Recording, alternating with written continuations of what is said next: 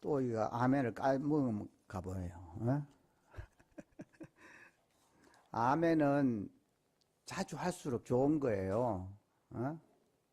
왜 좋으냐면은 이 말씀이 하나님의 말씀으로 여러분이 받아들여지면은 아멘 해야 돼요. 어? 아멘은 그렇습니다. 그런 뜻이거든. 동의하는 거예요.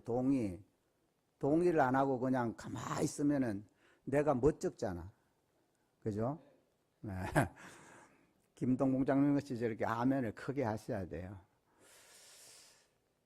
그래서 교회 나오시는 분들이 무식해도 두 가지만 잘하면 천국 다 가요. 하나는 아멘, 하나는 할렐루야. 이것만 잘하면 돼. 그건 다 할 수 있잖아. 그죠? 예. 아멘은 소비. 그렇게 되기를 원합니다. 그러니까 기도 잘 못해도 옆에 기도 잘하는 권사님, 집사님 옆에 앉아가지고 아멘, 아멘, 아멘. 이거만 잘하면 돼. 그러면 기도가 거기 참 내 기도가 되는 거예요. 예? 성경 말씀을 지금 설교를 들을 적에도 이게 하나님의 말씀이거든요.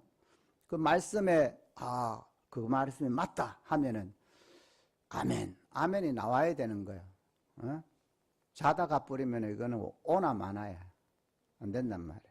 그러니까 속으로라도 동의하는 아멘을 많이 하시기 바랍니다. 그래야지 그게 이제 설교가 이게 다 청중하고 호흡이 돼야지 이게 설교가 되는 거죠. 혼자 뭐 떠들다 가면 안 되잖아요. 자, 성경은 다른 세상의 책과 구별되는데 하나님의 말씀이기 때문에 두 번째는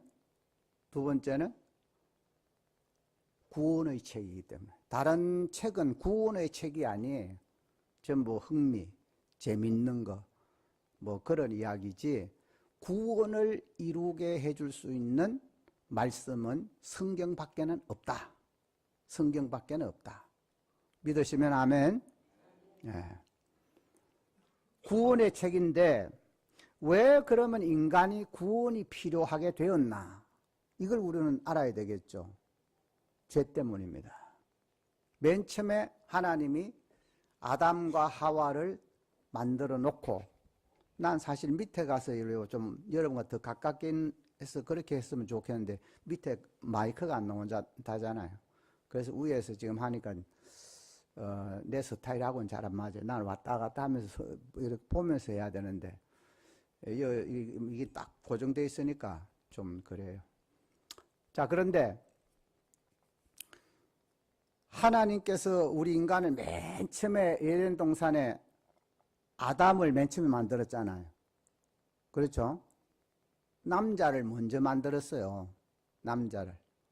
그걸 혼자 있다가 보니까 외롭잖아. 사람이. 남자 혼자 놔두니까. 다른 건 전부 암놈, 쑥놈 다 같이 그렇게 만들었는데 사람만 이게 쑥놈만 만들어 놓으니까 쑥놈만 있으면 재미가 없단 말이에요. 그래서 하나님이 깊이 아담을 잠들게 하고 난 다음에 왼쪽 갈비뼈 하나를 취했어요. 그 남자는 왼쪽 갈비가 하나 없어. 여자에게. 그리고 여자가 제일 행복한 때는 언젠가하면은 자기를 찾아야 되는데 자기 자리에 딱 남자 품에 안길 적에 제일 행복한 거예요. 그래서 하와를 만들어 놨는데 이 여자가 항상 문제라. 만들어 놓긴 한데 이거는 잘하면 본전이야. 근데 또 없으면 너무 허전해. 남자들이. 그러니까 있어도 문제, 없어도 문제. 그 여자를 요물이라고 하냐, 요물. 여자한테 모든 문제가 시작이 뭘로부터 시작하면 여자부터 시작된다니까. 세상의 모든 범죄의 근원을 추적해 들어가 보면 여자하고 연관 안 된 게 없어요. 다 그 속에서 이제 둘이가 이제 그 알콩달콩 잘 살면 좋은데 하나님이 에덴 동산을 만들어 놓고 거기에 각종 실과를 다 만들어 놓고 두 가지 먹지 말라 그랬어. 다른 건 다 먹어도 좋은데 허용이 훨씬 많죠. 근데 그만 거 두 개가 있어. 뭐예요? 동산 중앙에 선과 악을 알게 하는 선악과, 그리고 또 한 가지 뭐 있어요? 생명과. 그런데 요 처음에 하나님께서 인간을 만들어내시기에는 전부 선했어요.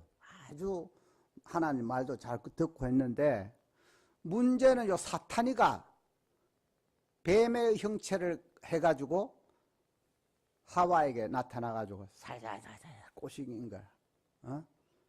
너 저기에 동산 중앙에 있는 저 나무의 열매를 먹지 말라 하더냐?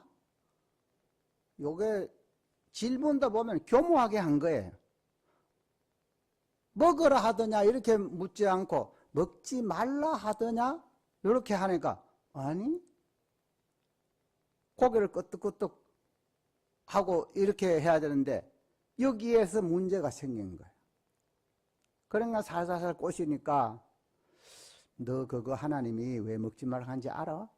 호기심을 자극한 거예요. 호기심을. 항상 사탄은 죄를 범하게 만들 적에는 호기심부터 만드는 거예요. 호기심. 요게 보니까 보암직도 하고 먹음직도 하고 탐스럽게 할 만큼 지혜롭게도 하다. 요렇게 딱 그 선악과를 보니까 하와가 싹 들어가도록 그렇게 그만 유혹을 한 거죠. 이렇게 해서 선악과를 결국은 따먹었죠. 따먹고 지 혼자 따먹었으면 괜찮은데 남자한테 또 이걸 따가지고 또 줬네? 그럼 아담이 안 먹어야지 정상일 거 아니야. 너 그거 먹었어? 큰일 난다고. 그걸 먹으면 안 돼. 이래야 되는데 여자가 주는 거는 안 먹을 수가 없어요. 잔소리 때문에.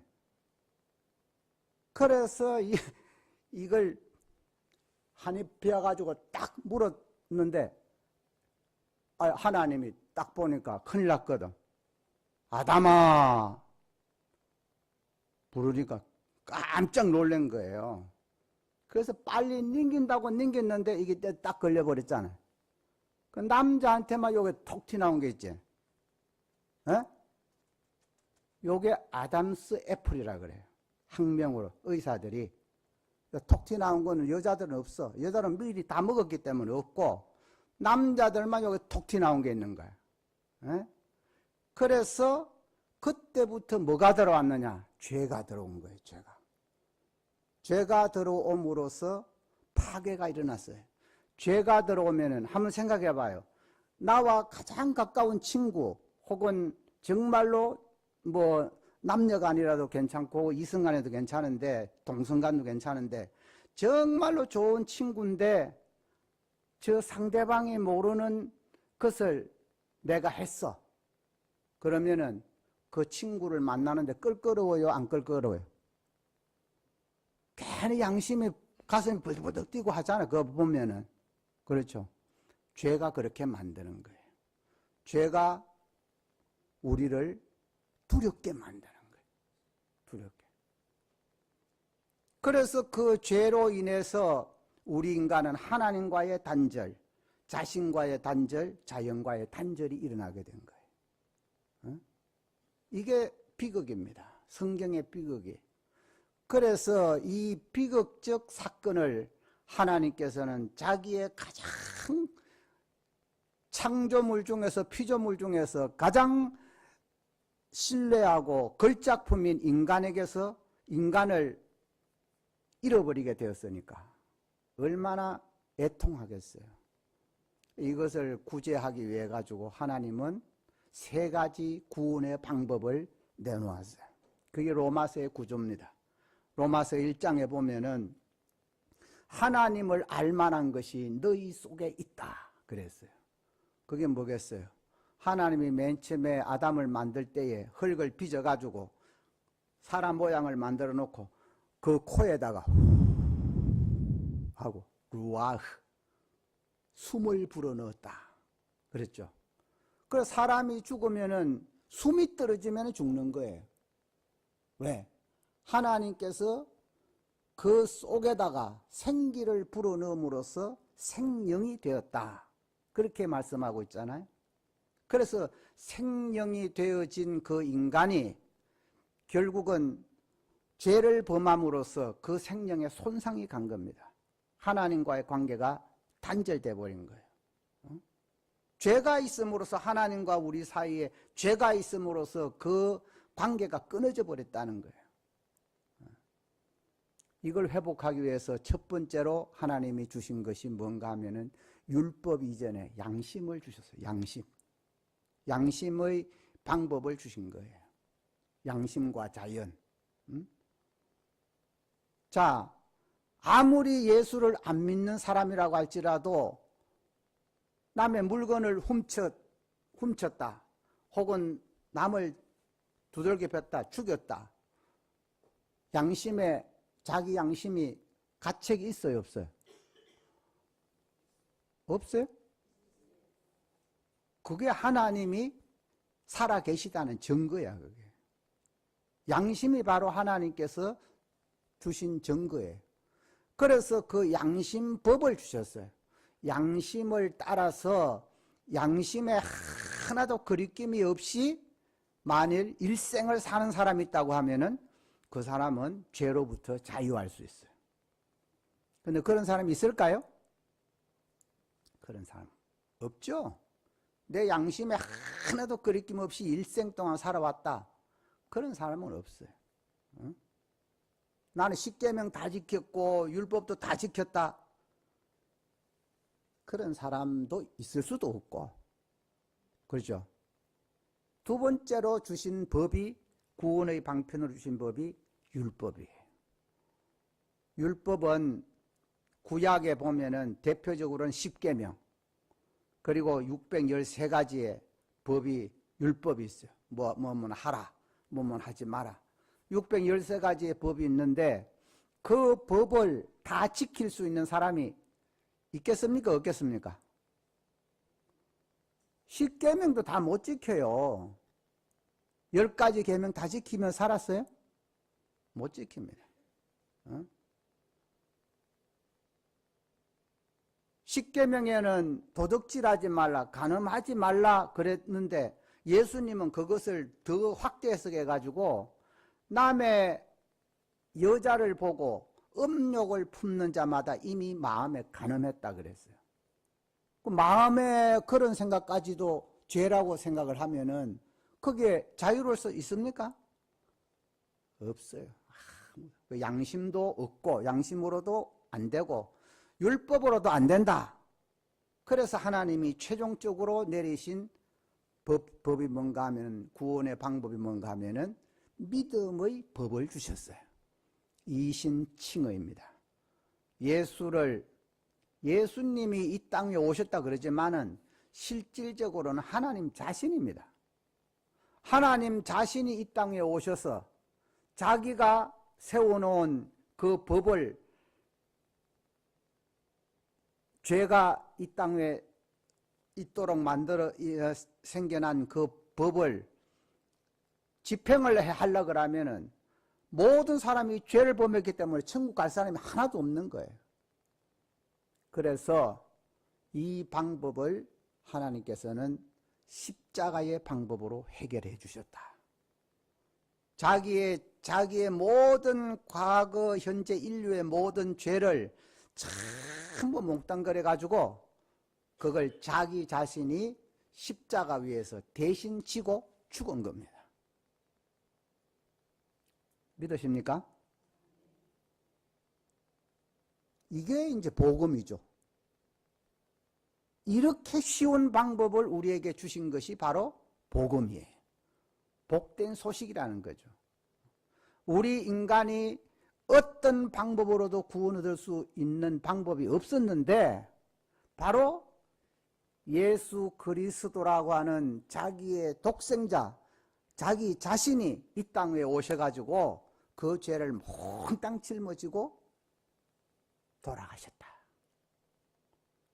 그러면은 우리는 이제 양심의 법이 없어지고 율법이 사라지고 남아있는 것은 예수를 믿기만 하면 구원 얻는다. 쉽습니까? 어렵습니까? 그래서 복음이라는 거예요. 그래서 이 복음의 그 복음이 복음되는 것은 바로 예수 그리스도를 통해서 그를 믿는 자마다 구원을 얻도록 한 그 방법이 바로 세 번째, 마지막으로 우리에게 주어진 복이단 말이에요. 아직도 예수를 오랫동안 믿고 있으면서도 내가 구원 받았는가 안 받았는가 이렇게 의심하는 사람들이 있어요. 절대로 의심하지 말기 바랍니다. 그 두 구절을 제가 소개해 드리겠습니다. 요한복음 5장 24절, 누구든지 나를 믿고 나 보내신 자를 믿는 자는 구원을 얻고, 현재형입니다. 믿는 순간에 구원을 얻고 심판에 이르지 아니하나니, 심판 자체가 없어요. 사망에서 생명으로 옮겨졌다. 옮겨졌다는 이 단어는 굉장히 중요한 단어입니다. 현재 완료형이에요. 등기가 끝나버린 거예요. 구원에 대해서 우리가 의심할 필요가 없이 이미 구원이 완성된 것을 의미합니다. 확실히 믿으시기 바랍니다. 또 오늘 읽어드린 이 본문입니다. 그러므로 예수 그리스도 안에 있는 자에게 결코 정죄함이 없나니, 정죄함이 없다는 말은 죄가 안 된다는 이야기예요. 검사가 범죄를 구성하는 그것이 있어야지 기소를 할 수 있는데 범죄 자체가 성립이 안 된다는 거예요. 정죄가 안 된다는 거예요. 왜? 2절이 그 해답을 말해주고 있어요. 이는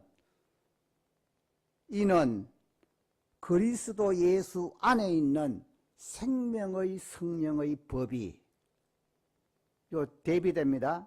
죄와 사망의 법에서 너를 해방하였습니다. 하였기 때문이다. 그 가르라고 하는 그 전치사가 있기 때문에 사실은 이 예수 그리스도 안에 있는 생명의 성령의 법과 사망의 법을 대비시켜 가지고 그 사망의 법에서 너를, 생명의 성령의 법이 너를 완전히 해방시켜 버렸다는 거예요. 구원에 대한 확신이 이제 서죠. 물론 과거에도 그렇게 확신하고 믿는 줄로 있지만은 우리는 계속해서 이것을 우리가 되뇌어야 하고 여기에 대한 확고한 믿음을 가져야 되는 거예요. 여기에 회의하면 안 되는 거예요. 그러면 구원을 우리에게 주신 그 하나님의 그 귀한 은혜를 우리가 이제 묵상하면서 매일매일 가지고 살아가는데, 이것을 구체화시켜서 내가 그러면 구원받은 자로서 우리가 어떤 신앙을 가져야 되겠느냐, 이것을 제가 6가지로 요약해서 말씀을 드려주겠습니다. 첫째는 여러분이 가지고 있는 신앙 가운데서 구원받은, 예수 그리스도로 말미암아 구원받은 여러분들은 첫 번째로 확인해야 될 신앙이 뭔가 하면은 창조신앙입니다. 창조신앙. 여러분, 하나님께서 이 세상을 창조하신 것을 믿습니까? 대답들이 시원찮아. 뭐인지 만들었다 카이 만드는 거겠지 뭐. 이래 생각하면 안 돼요. 오늘날의 많은 과학자들과 많은 무신론자들이 어떻게 이야기합니까? 이 세상은, 우주 만물은 빅뱅에 의해 가지고 우주가 팽창해 가지고 세상이 만들어졌고, 사람도 하나님이 직접 만든 것이 아니고 원숭이가 사람이 되었다, 진화론을 이야기하고 있지 않습니까? 이런 시대에 있어 가지고 우리 기독교인들이, 성경을 믿는 성도들이 반드시 견지해야 될 신앙이 창조신앙입니다. 하나님이 모든 것을 창조하셨다. 그가 없이 되어진 것은 아무것도 없다. 그리고 하나님의 창조는 인간의 창조와 다른 점이 뭔가 하면은 인간은 창조한다고 말하지만은 실질적으로는 그 창조는 엄격하게 말하 창조가 아니에요. 있는 것을 발견한 것이지 유에서 유를 만든 것이지 이미 있던 것을 발견해낸 것에 불과하지 진짜 창조는 하나님밖에 할 수 없어요. 그것이 무로부터의 창조입니다. 니힐로 엑스 크레이션, 크레이션 크라티오 엑스 니힐로. 무로부터의 창조. 아무것도 없는 것에서 만들어낼 수 있는 분은 하나님밖에 없어요. 세상에 우리 과학자들이나 뭐 모든 사람들이 뭘 만들고 하지만은 그거는 이미 있던 것을 발견한 것에 불과한 거예요. 원리나 모든 것은 다 하나님께서 만드신 거예요. 창조신앙 꼭 기억하시기 바랍니다. 두 번째는 임마누엘 신앙이에요. 임마누엘. 하나님이 너무 멀리에 계신다고도 생각지 말고 하나님은 저 우주 멀리에 있기 때문에 나와 관계없다고 생각하는 사람들도 많이 있어요. 그래서 막 하나님은 너무 두렵고 떨리고 이런 분으로 생각하는 분들이 있어요. 또 어떤 분들은 꼭 무슨 성령도 하나님이신데 성령을 부흥사들이 막 갯주머니 넣어가야 댕기다가 막 성령 받아라 하면 막 성령이 막 주는 줄로 그렇게 생각하는 사람들도 있어요. 그건 둘 다 잘못이에요. 성령은 인격적 하나님이시고 그 하나님이 너무 멀리에 계시는 것도 아니고 나와 지금 여기에 함께 하신다. 임마누엘, God with us. 우리와 함께 계시는 하나님. 그 하나님과 여러분이 동행하시고 매일매일의 삶 속에서 여러분과 동행하신다는 사실을 믿으시기 바랍니다. 세 번째는 말씀 신앙이에요. 말씀. 자, 성경 66권. 이 성경은 66권이죠. 구약 39권, 신약 27권. 잘 모르겠거든. 3927 이렇게 하면은 구약 39권, 신약 27권. 그 합계는 66권이다. 딱 나오죠. 3927 요것만 알면 돼. 그런데 이 성경 말씀 66권 이것을 기록되어진 말씀이라고 그래요. 기록된 말씀. 예, 칼바르트라고 하는 신학자가 말씀의 삼중직을 이야기했어요. 말씀은 삼중직으로 나타난다. 기록되어진 말씀, written word. 기록되어져, 글자로 기록되어졌죠. 자, 이것이 하나님의 완전 무결한 하나님의 특별 계시, 하나님의 말씀인 줄로 여러분들 다 믿죠? 권사나 장로, 항존직 될 때에 전부 성경 말씀은 하나님의 유일하신 하나님의 말씀으로 믿습니까? 다 그렇게 다 서약했잖아. 그렇지? 그 완벽한 하나님의 말씀 맞습니다. 그런데 이 기록되어진 말씀이 과연 하나님의 계시 전체를 완벽하게 다 보여주고 있느냐? 아까 맨 처음에 내가 성경은 구원의 책이라 그랬죠. 구원을 왜 받아야 되는지, 구원의 필요성, 구원의 방법 이런 것을 가르쳐 주긴 하지만은 이 성경 말씀이 완벽하게 하나님의 모습을 완벽하게 다 보여준다고 하는 것은 불가능합니다. 왜 불가능할까요? 자, 제가 한 예를 들어보죠. 화가가 캔버스를 딱 물감을 놓고 붓을 놓고 천둥과 번개를 지금 그리려고 생각을 하고 있어요. 그런데 정말로 마른 하늘에 뭐 번개불이 부득부득 쳐드네.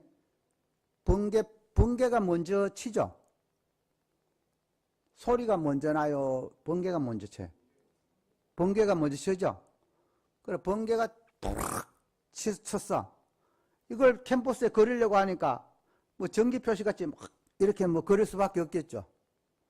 그 뒤에 한 6, 7초 지나고 날 때 소리가 우르르 쾅 하고 소리가 났단 말이에요. 그럼 그걸 어떻게 표현해야 되겠어? 한글로 우르르 쾅 이렇게 글로 표현할 수밖에 없겠죠. 자, 그런데 그 비바람이 몰아치고 천둥 번개가 치고 막 날씨가 사나운데 그 그림만 가지고 그때 그 상황을 100% 여기에 화가가 담아낼 수 있을까요? 그 역동적인 그런 모습을 다 담아낼 수가 없겠죠. 동영상 같으면은 어느 정도는 담아내겠지만은 화가가 그림 가지고는 절대로 다 할 수가 없어요. 그런 의미에서 기록되어진 말씀은 하나님의 계시를 나타내는 데 불완전하다 라고 말할 수밖에 없는 거예요. 하나님의 그 모습을 어떻게 다 담아내요? 이 글자 속에. 그렇잖아요. 이것 속에 있는 것을 없는, 여기에 숨겨져 있는 것들을 잘 분석을 해가지고 이것을 오늘날 성도들에게 목사가 이것을 풀어서 설명해 주는 것이 설교입니다. 그것을 preaching word라고 해요. 선포되어지는 말씀이라고 그래요. 그러면 기록되어진 말씀, 선포되어지는 말씀, 설교, 또 한 가지가 더 있을 거 아니에요. 요한복음 1장 14절에 보면은 말씀이 육신이 되어 우리 가운데 거하셨다. 누구겠습니까? 예수 그리스도가 말씀이 육신이 되어 우리 가운데 거하신 거예요. 그런 의미에서 이것을 incarnated word라고 합니다. incarnated word. 성육되어진 말씀. 말씀이 육신이 됐다. 이게 말씀의 삼중직이라 그래요. 그래서 말씀 신앙에 우리가 분명하게 서 있어야 됩니다. 세상에 어떤 문제가 닥친다고 할지라도 우리는 말씀에 굳게 서 있어서 그 말씀 신앙에 우리가 서 있어야 세상을 이길 수 있는 능력을 가지게 되는 거예요. 십자가 신앙입니다. 십자가 신앙. 십자가는, 자, 십자가, 여기에도 십자가가 있고 여기에도 십자가가 있잖아요. 이 길이가, 종적인 길이가 더 길죠? 옆에보다, 그죠? 이건 굉장히 중요한 비밀을 가지고 있는 거예요. 하나님과 나 사이의 관계를 나타냅니다. 종적인 관계는. 옆의 관계는 이웃의 관계를 나타내는 거예요. 나와 이웃의 관계를 나타내는 거예요. 그러니까 첫 번째로 우리가 관계를 맺어야 될 것은 하나님과의 관계. 이것이 있고 나서 이웃과의 관계가 있는 겁니다. 성경은 구약을 전부 합치면은 예수님께서 내가 세 계명을 너에게 주노니 너희는 서로 사랑하라. 그러면서 하나님을 네 몸과 마음과 뜻과 정성을 다하여 하나님을 사랑하고 그랬죠. 첫 번째 하나님과의 관계를 먼저 세우라는 겁니다. 둘째는 그와 같으니 이웃을 내 몸과 같이 사랑해라. 이렇게 이야기했잖아요. 하나님과의 관계가 먼저, 이웃과의 관계는 두 번째. 이것이 선지자와 율법이라 그랬어요. 그러니까 하나님 사랑, 이웃 사랑은 성경 전체를 다 요약한 것입니다. 이거 두 가지 하면은 다 그 속에 다 있는 거예요. 하나님을 사랑하는 사람이 안식일을 범합니까? 하나님 싫어하는 거 할 수 있겠습니까? 그렇잖아요. 또 이웃과의 사랑은 그 기준을 하나님과의 관계에서는 네 마음을 다하고 힘을 다하고 정성을 다하고 모든 걸 다해가지고 하나님을 사랑하라. 조건이 없어요. 무조건입니다.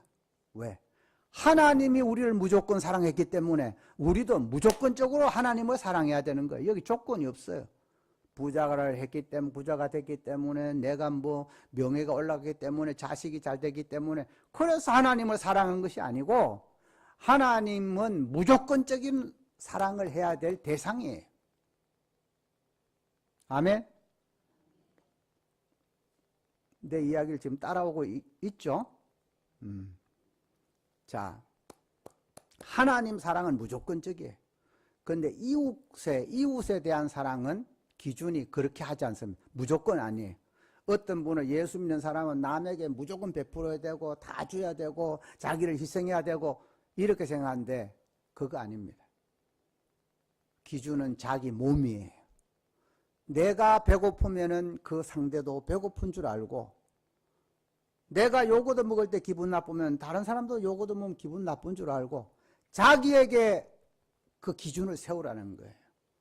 자기 정도, 자기 이 몸만큼만 사랑하면은 이웃 사랑은 끝이라는 거예요.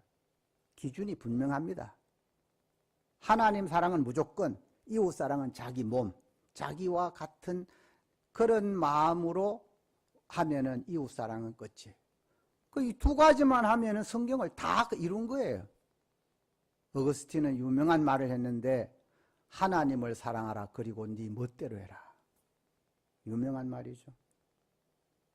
하나님 사랑하면은 내 멋대로 해도 할 수가 없어요. 그 범위를 안 벗어난다 이 말입니다. 그 다음 부활신앙. 부활 안 믿는 사람들 많습니다. 여러분 데살로니가전서 4장 13절 18절에 보면은 휴거도 나와 있고 먼저 죽은 자들이 먼저 휴거 때 일어나고 부활의 마지막 부활 때 다 부활할 줄로 그렇게 성경은 기록하고 있어요. 앞에 가신 분도 우리는 부활 때에 다 만나게 될 것이고 그걸 우리가 믿어야 되는 것입니다. 고린도전서 15장 58절에 보면은 바울이 마지막으로 부활을 의심하는 자들에 대해서 이렇게 말합니다. 형제들아, 너희는 견실하여 흔들리지 말고 굳건하게 서라. 주 안에서 너희 수고가 헛되지 않는 줄 알미니라. 여러분, 우리가 최대의 소망은 부활의 소망입니다. 그 부활의 소망이 있기 때문에 우리는 어떤 경우에도 우리가 이제 세상을 이기고 나갈 수 있는 힘을 얻는 거죠. 재림신앙입니다. 주님께서 마지막에 다시 이 땅에 오실 줄로 믿습니다. 그래서 우리 기독교인들이 견지해야 될 신앙은 종말론적 믿음이에요. 마지막 그 순간을 사는 것처럼 우리는 매일매일 내가 앞으로 100년을 더 산다고 할지라도 오늘 밤에 내 영혼을 하나님이 불러가신다고 하더라도 나는 감사하면서 하나님 앞에 설 수 있는 그런 준비를 하고 살겠습니다. 열천년에 비유해서 그렇게 말하고 있지 않습니까? 그런 자세로 우리가 살아가는 재림의 신앙. 초대 교인들이 헤어질 때에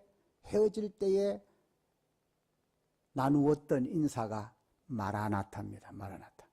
아멘 주 예수여 어서 오시옵소서. 이 세상이 아무리 좋고 훌륭하다고 할지라도 우리는 항상 종말론적 믿음을 가지고 나도 빨리 주님께서 오시는 그때를 그리면서 살고 있습니다. 이런 믿음, 이 6가지를 여러분이 신앙의 토대로 삼고 그렇게 살아간다고 하면 구원받은 성도들이 살아가야 될 그 지침이 충분히 될 수 있지 않겠나 그렇게 생각합니다. 광고는 아까 다 하신다 그랬죠? 찬송 하나 부를까요?